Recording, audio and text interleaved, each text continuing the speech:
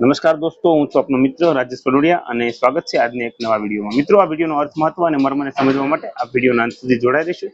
અંતમાં અમે વિડીયોનો સંદેશ આપને પહોંચાડીશું અને આવા જ બીજા વિડીયોને જોવા માટે અમારા આઈડીને ફોલો કરશો, યુટ્યુબ ચેનલને સબસ્ક્રાઇબ કરશો, લાઇક શેર કરીને આપના પ્રતિભાવ છે એ કોમેન્ટમાં જરૂરથી આપશો। તો આવો જોઈએ એક સરસ મજાની ઉપકારના બદલાની આ વાર્તા। ઘણા સમય પહેલાની વાત છે। એક નાનકડા ગામમાં એક વૃદ્ધ દંપતી રહેતા હતા। રામુ કાકા અને તેમની પત્ની એમનું નામ હતું। તેમને કોઈ બાળકો ન હતા। તેઓ ખૂબ જ સાદું જીવન જીવતા હતા। ગામના લોકો તેમનો ખૂબ આદર કરતા હતા, કારણ કે તેઓ પ્રમાણિક અને સત્યવાદી હતા। એ ઉપરાંત ઉંમરમાં પણ મોટા હતા। એક દિવસ એક યુવાન ગામમાં આવ્યો।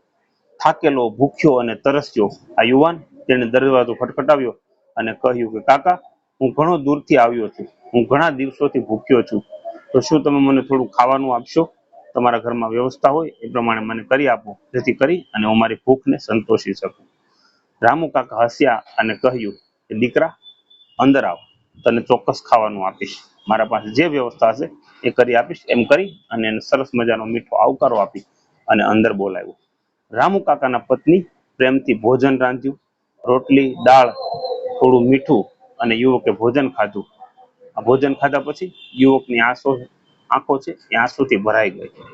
કાકા, આ મીઠું તો ખૂબ સ્વાદિષ્ટ છે, એમ કરી અને એને વખાણ કર્યો। તમે મારા પર ખૂબ મોટો ઉપકાર કર્યો છે અને આ ઉપકાર હું એક દિવસ આપણને ચોક્કસથી ચૂકવીશ, આવું યુવકે કહ્યું। રામુ કાકા હસ્યા અને કહ્યું, દીકરા, આ તો માનવતાનું કાર્ય છે। આમાં કોઈ કઈ દેવું નથી। વર્ષો વીતી ગયા। એક દિવસ ગામ પર ડાકુઓ હુમલો કર્યો। ચારેય બાજુ અંધાધૂંધી ફેલાઈ ગઈ। તે સમયે એક સૈનિક ગામમાં આવ્યો। ઘોડા પર સવાર, હથિયારોથી સજ્જ એ સૈનિકોના એક જૂથનું નેતૃત્વ કરી રહ્યો હતો। તેણે ડાકુઓનો સામનો કર્યો અને આખું ગામ છે એમને બચાવી લીધું। જ્યારે આ બધું શાંત થયું ત્યારે સૈનિક રામુ કાકાના ઘરે આવ્યો અને તેમની આગળ દંડવત પ્રણામ કર્યા। અને રામુ કાકા પણ ચોંકી ગયા અને પૂછ્યું કે બેટા, તું કોણ છે? તું કેમ મને પ્રણામ કરી રહ્યો છે?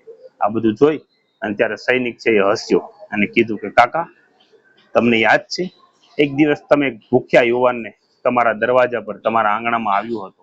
તમે તેને રોટલી, દાળ, મીઠું આ બધું ખવડાવ્યું હતું, એટલે કે મીઠાઈ પણ ખવડાવી હતી અને એમની ભૂખને સંતોષી હતી। અને એ પોતે જ હું છું। આજે મેં તમારા આ ગામનું નમક છે એનું ઋણ ચૂકવવા માટે, મીઠાનું ઋણ ચૂકવી અને આજે મેં તમારો બધાનો ધન્યવાદ અથવા તો આભાર વ્યક્ત કર્યો છે। રામુ કાકાની આંખો છે એ આંસુઓથી ભરાઈ ગઈ।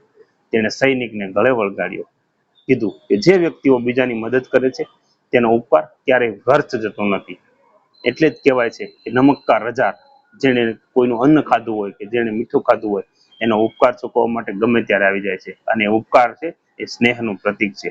અને સાચા લોકો છે એ પોતાના જીવનમાં ક્યારેય કરેલો નાનામાં નાનો ઉપકાર છે એ ક્યારેય ભૂલતા નથી। આજે નહીં તો કાલે જે સત્કર્મ કર્યું છે, જે ઉપકાર કર્યો છે, કોઈના ઉપર અપકાર કર્યો છે, એમનું પરિણામ છે એ ઈશ્વર કોઈના કોઈ સ્વરૂપમાં કોઈ પણ વ્યક્તિને ગમે ત્યારે આપી દેતા હોય છે। મિત્રો, આપણે આ વાર્તા ઉપરથી શું શીખ્યા એ જાણીએ। કે વાર્તાની અંદર લખ્યું છે કે ઉપકાર છે એનો બદલો ગમે ત્યારે મળી રહે છે।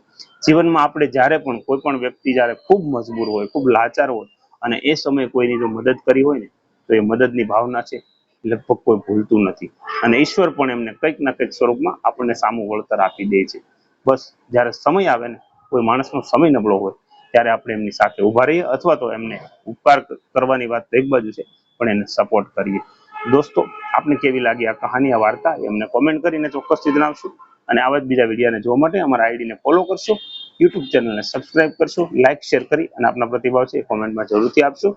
Thank you. જય હિન્દ, જય ભારત, જય જય ગરવી ગુજરાત।